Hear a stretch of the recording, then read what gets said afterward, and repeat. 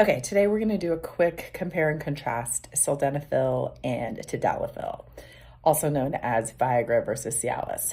So, to take a step back, the discovery of PD5 inhibitors, that's the class of drug that Cialis, Viagra, Levitra, Stendra are, was originally designed for not sexual function, and it was an accidental discovery that this led to increased erections in men, which I think is pretty hysterical. So, but what's the difference between the two?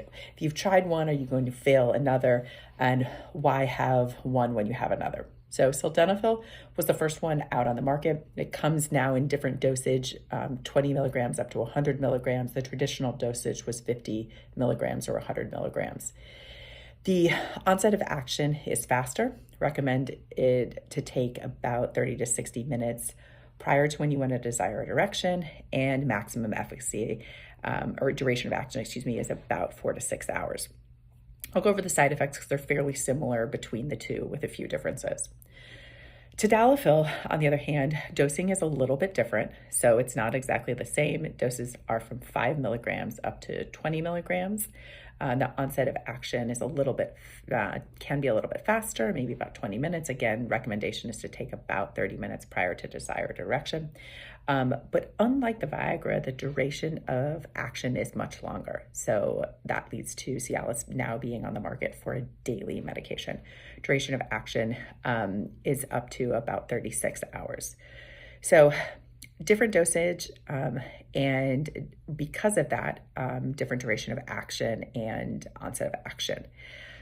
In terms of nuances between the two, Viagra can be affected by a fatty meal. So if you have a full meal, it can slow down limit the efficacy of Viagra.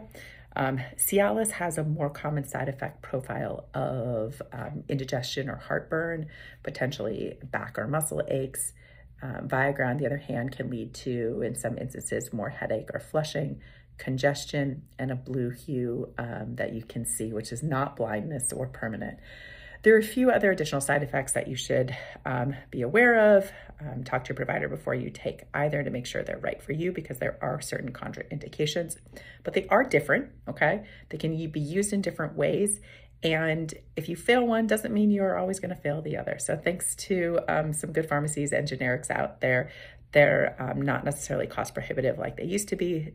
So again, speak to your provider, but at least hopefully now you know a little bit about the differences between the two.